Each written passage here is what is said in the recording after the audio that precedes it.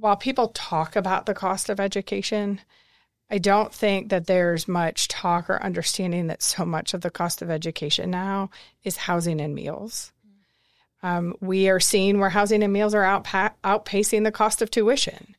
And it's very difficult to say, well, you know that your costs of meals have increased at home and your grocery bills, and now we're going to increase them and they're not going to be here. And I don't have that efficiency of the student living with me and going to school.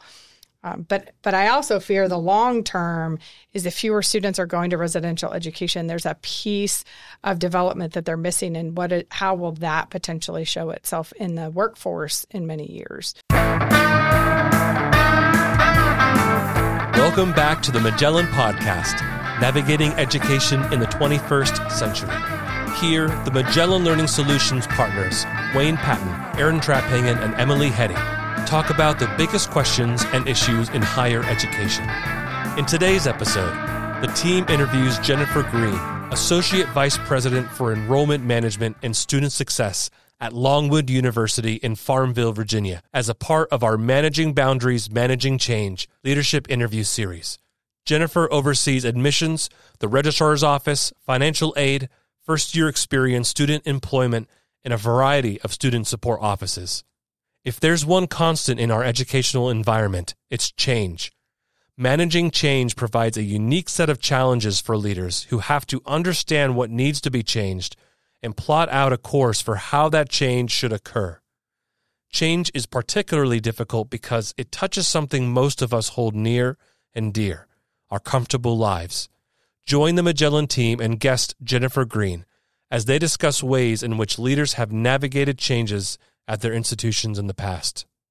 Thank you, Adam, for that introduction. And I'm gathered here today. My name is Wayne Patton, CEO of Magellan Learning Solutions. I'm here with Dr. Emily Hetty and Dr. Jennifer Green. Aaron Traphagen, our COO, who normally works the board for us and really provides almost all of the comic relief, is not here with us today. He's working on a proposal, tight deadline, right? So he's standing down and trying to get that finished up. So we'll miss him today. But Jennifer, welcome. Thank you. Appreciate being here. We're not in our assigned seats with Aaron not here. That's true. That is true. The whole thing is chaos. Yeah, chaos. Much like change in higher education, right? So, well, you two go back a ways. So, talk about you want to talk about how y'all have worked together and how tough it was, perhaps, for you, Jennifer, to work with Emily. It was pretty horrible, from what I hear. I applied for a job at Longwood in 2016, early 2017, somewhere thereabouts, and Jennifer happened to be my upline. Got really lucky there, but no, I've really enjoyed working with her over the years. Have learned a whole lot from her. She's one of those colleagues and friends who just sees the big picture and gets it. On all kinds of levels, and can really, really, really swing a spreadsheet. So I've always enjoyed that. Well, thank you, Emily. I was very pleased when Emily's resume came across my table. It made life much easier for me throughout the process, and it was nice to have somebody who was a colleague that was smart and would challenge me and also help me think broadly. So it's always been a joy to work with Emily, even after she departed. Being able to continue with some consulting and just being involved with Magellan. I've been impressed with everything that they do, and it's just a fun group to be part of. Yeah, we got something out of this, too, because to Jennifer's point, she's worked with us on an important project last year, and that a few updates before we jump in. It's been a busy time here at Magellan. The client institution that Jennifer worked with us on, they've since come back, and we're talking to them about some additional course development. Emily and I and a team went out to California for a site visit for some work we're putting together for a California institution. Part of the team just got back from Dallas, Texas last week for something else going on. And then a few other past clients have kind of come back and have looked for additional work. So it's a busy time. We've got numerous things in the pipeline. So part of the reason Aaron, again, is not here is trying to be good stewards of all of that. So we're glad you're here, and it's it's an interesting time in higher education. A lot of things. We were just talking about financial aid and just talking about legislation going on in certain states. But, Emily, as kind of the catalyst for this series, talk about, as we go into these series of questions with Jennifer, about, what is the context that was driving this conversation for us? Yeah. So I guess as a lot of things that catch my interest, there was a personal element to it, and there was also a sort of a professional work element to it. People don't call Magellan on the whole when everything's going great and nothing needs to change. You don't bring a consultant in when you know exactly what the road ahead looks like. So we professionally as a group tend to end up with campuses or with online operations that are at crisis points. Maybe things aren't broken yet, but they see it coming. Maybe they know they need to make some changes now so that their futures are secure. Or maybe in some cases they're really in trouble and they're asking for help to kind of see things clearly, to make a plan, and to figure out what the road ahead should look like. So there was that. And a big part of what we do, it's not just looking at what's going on or putting a plan together, but it's kind of reading the personalities, reading the culture, realizing who's going to be a change maker in the room, who's going to go along because they love the institution and they want it to flourish, but it may be hard for them, versus people who simply can't imagine a different normal than they live in, and they're gonna raise all kinds of problems because it's just hard for them personally to change. So really, anytime we go in somewhere, we have to read that. I think the other piece of it that's just a little more personal is I had a couple of series of interactions in my life where, small things changed, like very, very small things changed. And I saw people react in ways that were disproportionate to the size of the change. For example, we rearranged the platform at church. And I'm in the music band, and we moved things to different sides. And I can think of at least 5 people just off the top of my head who came up to me to tell me their deep, deep, deep feelings about the rearrangement of the platform. It had nothing to do with them. They weren't in the band. It didn't matter. They just sat there, but they had deep feelings. And of course, it's not about the platform. It's always about what feels normal, what feels comfortable, what feels safe. It's about the boundaries we want to draw around ourselves. So that's sort of where this came from. Just sort of in this very, very difficult time where we're facing the enrollment cliff, the finances of a lot of institutions are in some trouble already. We're trying to figure out how to educate Gen Z, which is a different set of students than we've had previously in the online realm as well as in traditional residential. We got to figure out how we're going to live through this. And higher ed has not been the most nimble of places in the world. So that's where all this came from. And that's a lot of talking, but here we are. I think that's a nice segue because you hit on a few things. And one of the things that helps our clients is we're very relational. Like this is a perfect example where the 3 of us know each other through you, and then it's led to another project, and then it's led to this, and it'll lead to other things.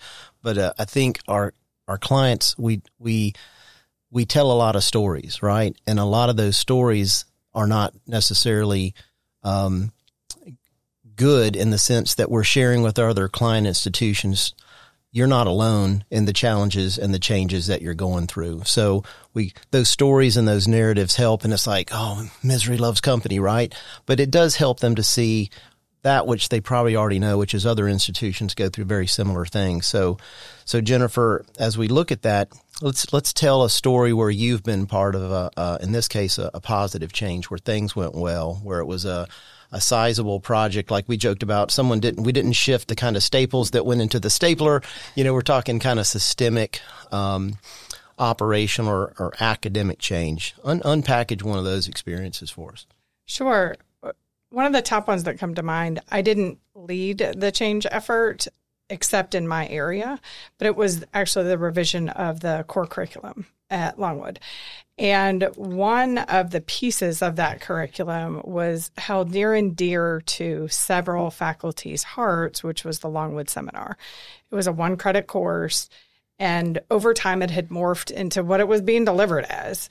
In its incarnation, phenomenal. And then over time, it morphed to be something that was a little lackluster. And the team academically that was looking at the revisions really wanted to see a significant change with it. And from a student success perspective, Longwood Seminar was how we delivered peer mentors, how we delivered all of that transition information. And so there were lots of individuals on campus very apprehensive to get rid of that delivery because it was the mandatory engagement of it with our incoming students. Thankfully, I'm not opposed to change. I sometimes have to be reeled back in and not try to change too quickly.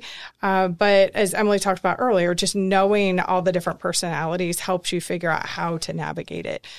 And everything that I was hearing from the academic group that wanted to actually make the change and move to a 3-credit seminar that embedded academic success strategies across the entire curriculum felt right where we needed to be. One and done with students is no longer the way. I can't just tell a student this is how you study and have them know how to apply it in other scenarios or even remember what they learned 3 weeks later. So I was a big proponent of where we were going with it, knowing that it still didn't capture what do we do with peer mentors and how do we have that engagement with students. And so that's where I really was able to lead some change in that regard. But a lot of that change came from listening to people who were very apprehensive and helping them understand that just because you get a grade in a course doesn't mean students are engaging in it. We still had students failing, and it's been many years, and I'm still helping people understand that mandatory is not the way to go with students, especially now. It's how do we find an engaging way for them to choose to connect. And those that choose to not connect were the ones that were going to get an F in LSIM.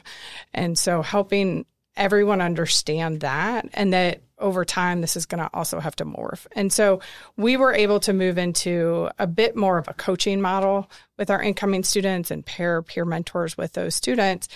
And over time, it got the buy-in, but we've had to continue to make changes with it. And we're looking at what do we need to do to improve retention. And right now, that program is on the table for adjustment or potentially cutting. And I think for me, being that leader that's willing to make the hard decisions and say, has it lived its life and what does it need to look like now, is important to continuing to have the respect of the community. Because if I went in and said, nope, it's how it is, and this is great, and we shouldn't make changes, we need to keep it, I would lose the credibility I built over the time of the transition. And I kept a lot of that credibility with the faculty that wanted to see the changes. And over time, the ones that were apprehensive about it are less, I'm hearing much less of, we need this back. Yeah, so it sounds like you ask of yourself the same things you ask of that original, vision, the ability for you to pivot. And now that we're down the pike a bit, I've got to look at it and be willing to pivot. And that's how you get by. That's leadership right there, right? You have to have a clear mission of what we're going to do, competency to do what we're going to do, communication to all the stakeholders, right? And then assessment of that on the fly, and then kind of an openness to how can we make it better? Instead of, I think what a lot of people hear change, and we've seen this type of change, there's no real collaboration. There's no sense of a collective about it. That's a different type of change that we'll deal with later in another podcast, right? Yeah, and I got to be, a little bit part of some of that, kind of deeply in parts of it. But, some of the things and I think it really was a good change in the end. One of the frustrations for me on the front end is I tend to be able to kind of see the end from the beginning, and I can see all the steps, and I get frustrated sometimes when people aren't there with me. So, this program we put in place, it was a good program, but I think we all knew it wasn't going to be the forever program, but it represented an important halfway point between what had been and where you could go.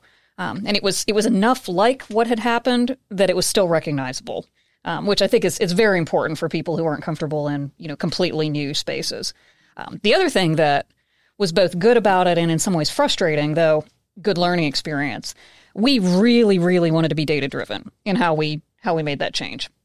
Really wanted to. And that takes several pieces. One of those pieces is good data, which isn't always easy to get. And certainly we work with campuses who are in far worse shape on that front than Longwood was. Literally there is no information sometimes on which to make the decision. There's anecdote, and that's it. Though the other piece of it is that you need people who are willing to be led by data And that was the harder thing, I think, in this, because anecdotes are data. They are important. They are real, but they tend to be disproportionately powerful. So, you might have 500 numerical instances of a student not succeeding in one way or another, but one story is often in people's minds just as important as those 500 pieces. I think where that was challenging for Emily and I is we both came from much larger institutions. And so for us, we could quickly put aside the anecdote. And I tell everybody, it's valuable. It's a story, but we're not going to generalize to everybody about it. Is it something to have in our mind? Is it something to be cautious of? Absolutely. But it was easy for us to just look at the data and say, we need to do this or we need to go this way.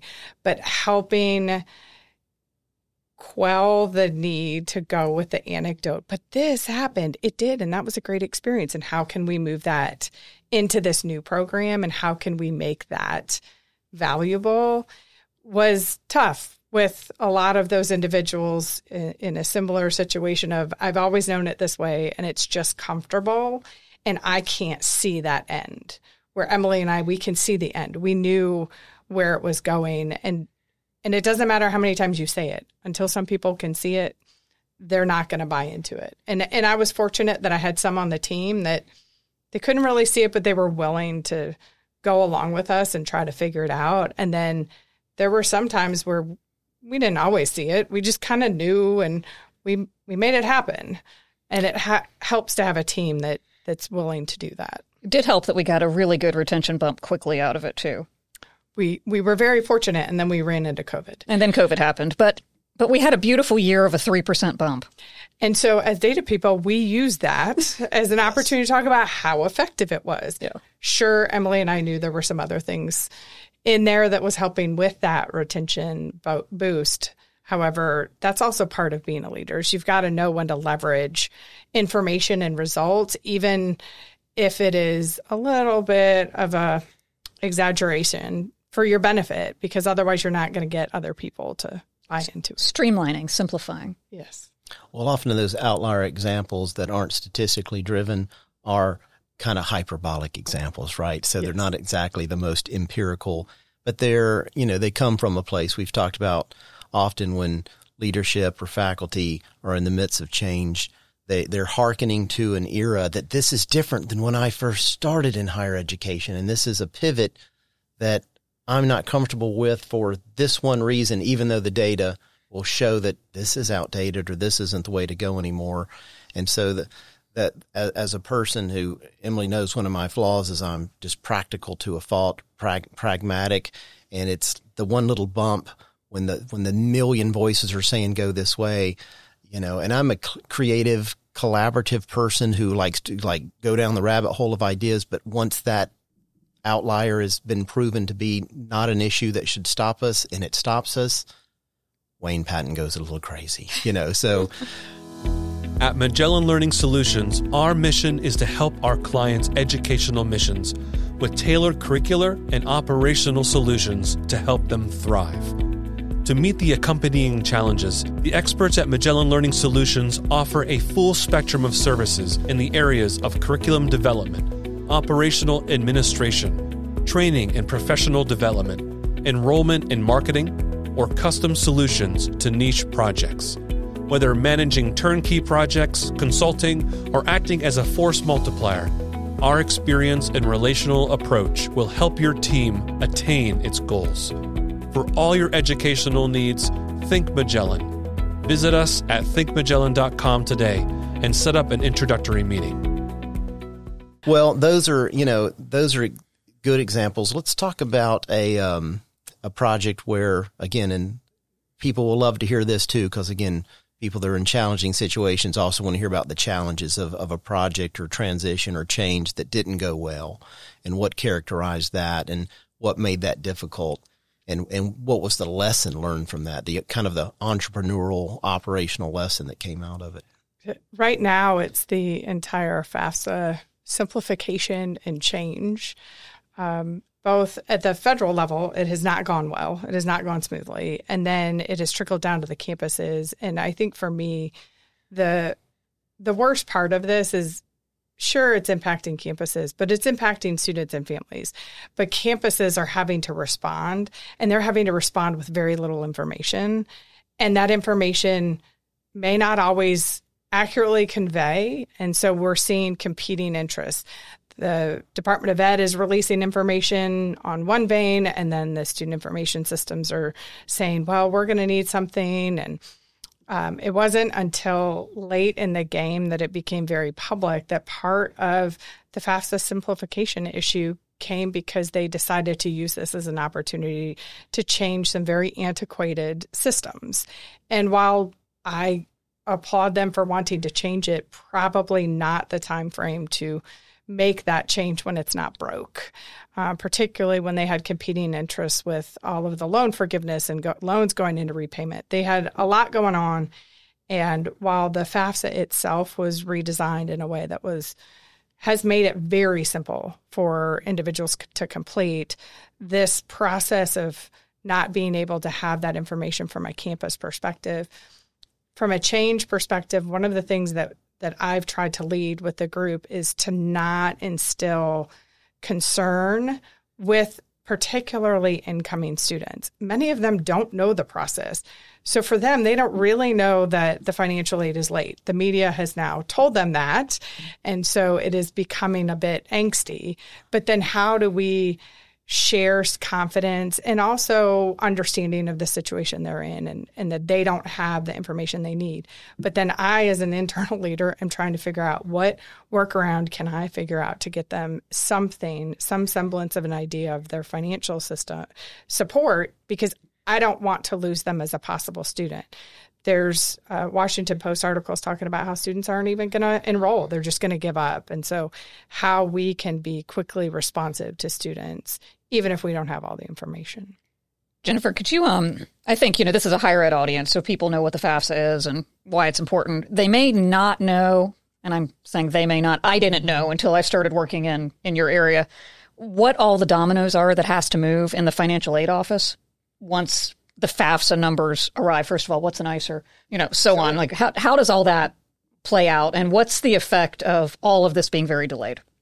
Sure. So in a typical year, students and families can start filling out the FAFSA in October. This year, it was open for a couple hours on December 28th and 29th, and then it did not fully open until around the 7th of January. So you're looking at a much compressed time frame for families to complete it.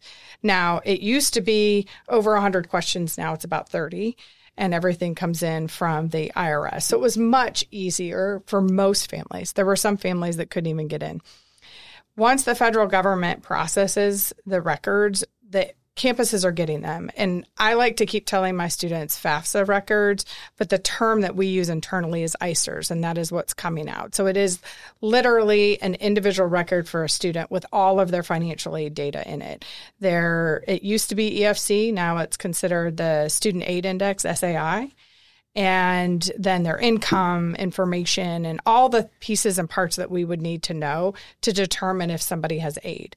I think that's somewhere where the Department of Ed did a really good job changing from expected family contribution to SAI for the Student Aid Index. Students and parents would get confused and think expected family contribution is what they had to pay. Oh. And so they would think, oh, I only have to pay $5,000 or I don't have to pay anything, when in fact, that's just helping institutions know what that student's level of need is and how much they qualify for in gift aid, in grant aid, in loans. And so that has been a change that I am very excited to see how many fewer people we have confused about what that SAI stands for. There is a process even for getting the records to the institution to safeguard that data, and that had its own hiccups this year. Typically, we're getting records within a week of the FAFSA opening. We did not start getting records until the middle of March. And so usually by then, we will have already actually sent out a financial aid offer to students saying this is how much that you qualify for. So we're already a month delayed, and we're looking at the potential of another couple weeks, possibly mid-May or mid-April. Some students are being told by other campuses potentially not till May or June. The deposit deadline for a student to secure their enrollment space is typically May 1. In Virginia alone, we have some campuses that have chosen to keep with May 1. And if you filed a FAFSA, you can have till May 15th. That, to me, is a complicated change that I now have to track. And so we did not want to do that route, but I understand why they did. If you haven't filed, you can probably make a decision by May 1. If you have, you need that information to be able to make that decision. Other campuses have just changed to May 15th. Some campuses have gone as late as June 1 and are talking about July 1. And so it depends on your student population and what you're doing and whether you can continue to take enrollment deposits after. But it's really impacting students drastically. And so how I've been handling it is how can we communicate without creating angst for families, as well as being responsive and understanding that this is hard. And also remember that it's just not our financial aid package that students are looking at. They're going to look at what the other competitors have. So if I can get it out early, it may not mean anything. I may still need to wait for that student to get that offer from the other school. And so figuring out how we're going to do that dance when we have very little control. Some schools did not even get information set up that was given to them in October to get set up to even receive the information. And then we had to wait for the information systems to even give us new information. Typically, we have the ability to start bringing in records in September. We did not even get one of the important releases from the student information system into our test environment until this weekend because they didn't have it ready. And then by the time they had it ready, they've already told us that they need to have another patch. And so it is this constant, things look hopeful. No, they don't. Things look hopeful. No, they don't. And it's managing our own emotions with that change so that it doesn't get conveyed to students.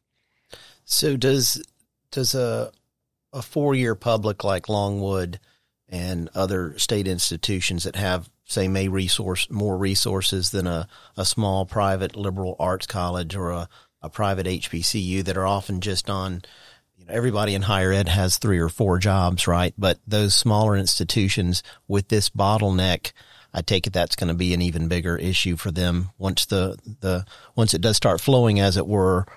Yes, a major issue. And I would say in early March, it's a little vague at this point in my mind, but the Department of Education came out with saying, we're going to give you resources. We're going to help you with this and get up to speed and be able to get packages out. Well, they're relying on other financial aid professionals who are trying to work on their own campus to get this information out. So I have not heard how successful that has been, but smaller campuses, particularly privates. Now, a lot of privates will use the college student profile, the CSS. And if they're using that and not the FAFSA, then they're able to start giving those awards.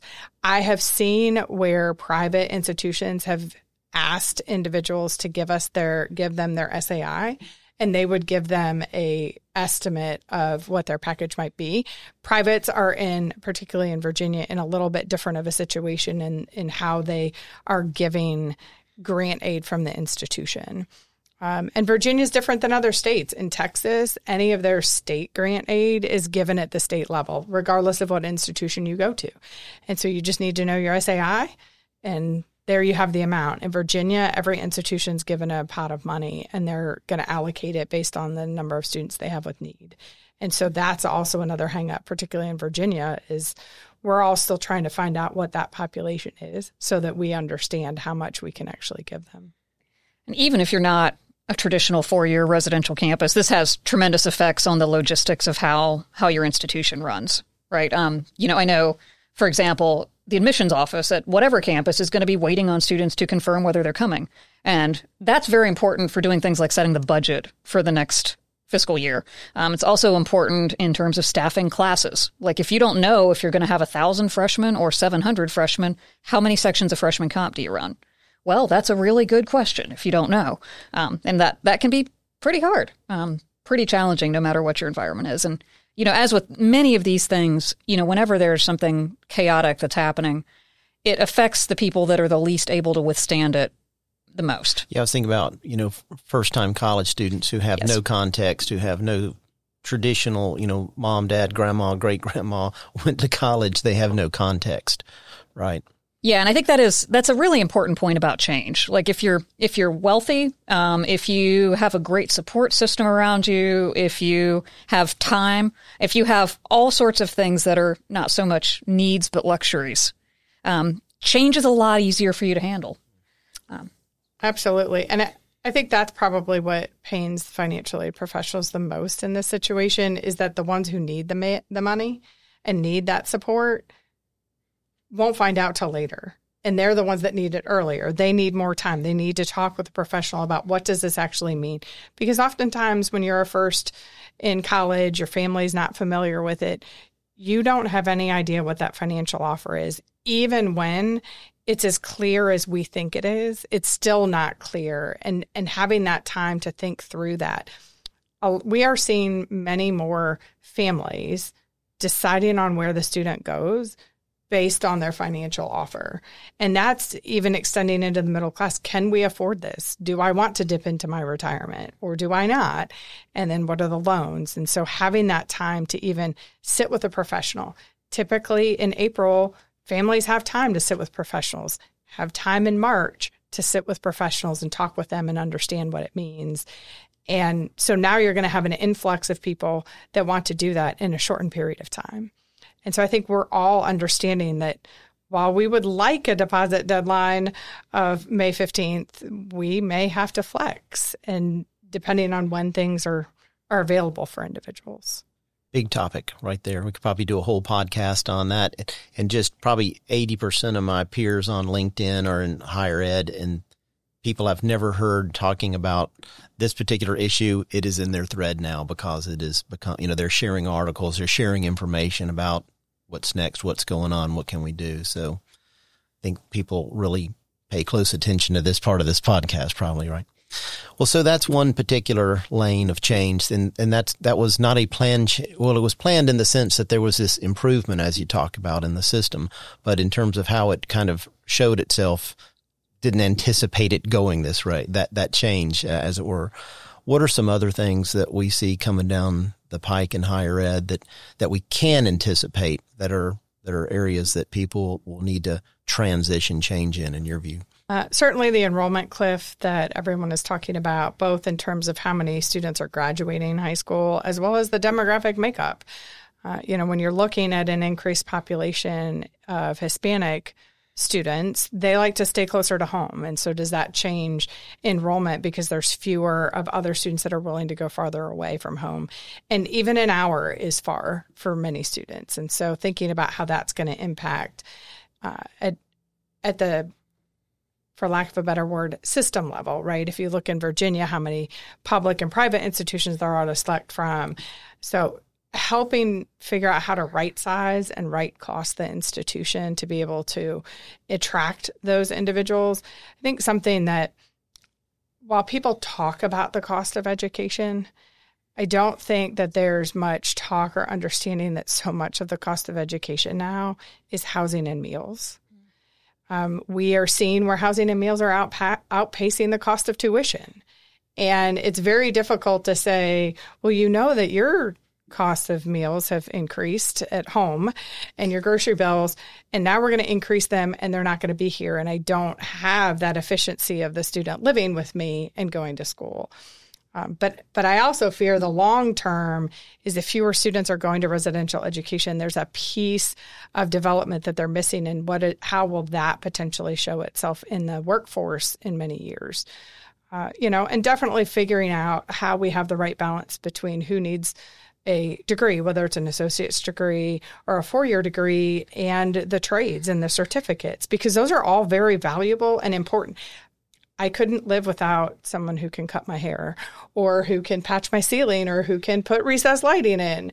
And so those are important. And I think we haven't looked at the greater level as states or even as higher education to figure out how can we all come together to make it a win-win for everyone, knowing that that is the right path for some students and 4-year education is the right path for others. These are huge issues. And a lot of the schools we're talking about, they're staring down the enrollment cliff. And, now, or maybe if they're graduate schools in 4 years, 2029, somewhere thereabouts. And, what they want, of course, is to attract more students. But if everybody attracts more students, there just aren't any, right? At a certain point, you run out. Right. And even the short-term plan, more master's degrees, more online degrees, more doctoral degrees, more online degrees, that's going to hit its end too, because the population is not increasing enough to handle that. So, you're right. These are system level, and these are, in some cases, national level conversations that need to happen. There are already states that are merging branch campuses, Wisconsin, Pennsylvania, looking at places like that. And, you hear from the faculty, and they're traumatized, and rightly so, right? Their whole lives are being upended by this. But if there simply aren't students, I've been following quite a bit of what's happening at West Virginia University. The president there, Gordon Gee, was the president at Ohio State when I was there, so I've kind of followed his career. And Emily, did you go to Ohio State? The Ohio State University. Right. Yes, I went to the Ohio State University. We have to abuse Emily about Ohio State, so. I understand. I went to the University of Arizona, but it is not as much of a "the" as Ohio State. Yeah, the. I have the T-shirt that says "the" on it. But yeah, I've kind of followed President Gee's career, just because he was an interesting guy to get to know a little bit. And that the rollout of what he did in West Virginia was anything but graceful. Cutting a huge number of academic programs, whatever. I don't know that he was wrong. Maybe the how was not right, but to say, we're in an emergency situation and we need to take emergency measures. Like, this is more than we can't all have Starbucks every day in our budget. Our budget won't withstand that. It's bigger than that. So that's where a lot of these situations are. And you're right. Residential education has priced itself out of the market for a lot of students. And it's really unfortunate because there's a sort of student that needs to be on a campus. There's a lot of students that benefit tremendously from getting online learning. They benefit tremendously from credentials, but there is the 17-year-old that needs to grow up a little bit, and college is a good place to do that. So, yeah, it's tough. And just the debate about, well, you need to keep tuition low. Well, great, we can keep tuition low, but what about all of the other expenses when you're at a residential campus? And so, and it's the never-ending debate. Do we put more state money in to state institutions? How do they manage to bear the brunt of the cost? If you look at state institutions, they will have unfunded mandates. They will have expenses that are put onto them, but yet they have to cover it without increasing tuition, where other state agencies will just get the money to increase. And it's a wicked battle that I might be okay that I can retire in a few years. Well, we always say here at Magellan that online learning is still in the Wild West, still in the frontier era, and it seems like traditional higher ed is entering a period of challenges that are very reminiscent of the Wild West as well. A lot of pivots and changes down the pike, and in our lane of online, a lot of what we've talked about with these transitions is the key there is it's not a magic bullet. A lot of people build an online program, they build content, and there is no other system around that. There's not a student funnel that gives students a good experience from inquiry to enrollment. That's often a Wild West situation, a gauntlet. We call it the gauntlet that students have to go through. But, so we come in and we try and bring order into some of that chaos on the student funnel side, curriculum development side, and then all the ecosystem around that. And for a lot of schools, that is going to be perhaps a division or a wing that really helps save some institutions. So it's, again, not a magic bullet, but it is definitely with the enrollment cliff and these rising expenses that's going to help probably save some institutions. And probably on the advancement or endowment front, I'd never thought about, just the cost of food service to students. And so, it may not be too crazy a thought that in the future people used to give money towards a building at an institution. Imagine, and this is probably already happening, but more and more a focus on giving things like food or access to a voucher or something, and that it's going to take a lot of creative thinking, I think, to to imagine what the future of residential learning looks like because of all these dynamics. And I think in some ways it can be a little bit easier for a private institution to think that through because they don't have separation of types of money and funding, where there are very specific things that state institutions, that state grant money can be used for. Thankfully, federally, that is not the case. And so it allows institutions to do a little bit more. But I continue to say, can I now have scholarships for housing or for meal plans so that we can begin to support these students through all of it? Because as Emily said, there are students that will benefit greatly from having that residential experience. And if we can't figure out a way to fund it, but to your point, there's no magic bullet. And if you try to do online and you don't do it well, it's going to cost your institution too much. Absolutely. Well, one thing, too, that we've been watching a lot of is the lines between residential and online are getting very, very blurry in a lot of places. You have even, 15 years ago at a kind of major online school that we had some experience with, you had residential students taking all of their classes online. So they would go off for the student experience, not to live with mom and dad, whatever else, and then just be in the online classroom. And then that causes all kinds of other issues like cheating, so on. And then lacking the in-person learning that they were actually paying more for at that point. So there's that. The other piece of it, though, is a lot of our residential courses are now tremendously supported by the same technology that's supporting online learning. So, what is it? And then with this generation that went through high school during COVID, they don't have an expectation of a residential classroom in the same way that people of our age did at all. And it's going to continue to change and morph. As I think about my kids, they know how to use Canvas probably more than some of our faculty know how to use Canvas. And I was actually, when my daughter was in 4th grade and they went online, how quickly that teacher's team made Canvas work for virtual learning was impressive. And so we as faculty and as academia are going to have to figure out how we continue to be more adaptive in what we're doing, or we're going to miss the boat. The expectations are really, really high for what the technological online learning experience looks like. Even in a traditional lecture class, the expectations are really high. So there's kind of a backwards learning curve happening. I mean, I think residential is learning from online at this point, and not everybody, as you point out, Wayne, is doing online very well. And it's funny that part of the solution to this is happening, which is to potentially do more things, hybrid, flex, or online. At the same time, we're getting more and more data. I think a big study dropped today about the impact of screen time on young people. Yes. So we're going to, and that's our industry, is online education. So we've got to, again, manage this change of technology and shifting demographics and shifting economics to, a key pillar of society, which is the academy. Yes. Right. And even shifting how children's brains are now developed to take in content. I mean, you think about the kids that they're 1 and they're working the iPhones and they're working the iPads. And so it's changing how their brains are functioning. And what's that going to look like in 10 or 15 years? I don't think we've really seen enough of that, because for the last probably 5 years, we've seen more of those students going on farther in education. And then they got more screen time with the pandemic. And that, folks, is a topic for another podcast. 2 big pieces, though. I think you're right. We can't do this today, but the online program that cracks the nut of how to do interaction, like human interaction, will be the trailblazer, I think, moving forward. It's not just that that's harder to do online. It's that, and I think you've all probably seen statistics, people are marrying later. They aren't dating.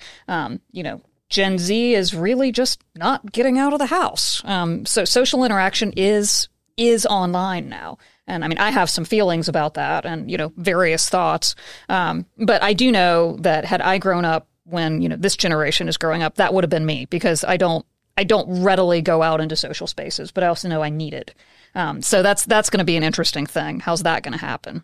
Well, and even AI and how that's impacting students and how faculty are using it to engage students, or even from a support perspective, how that is or isn't helping enroll students that you want.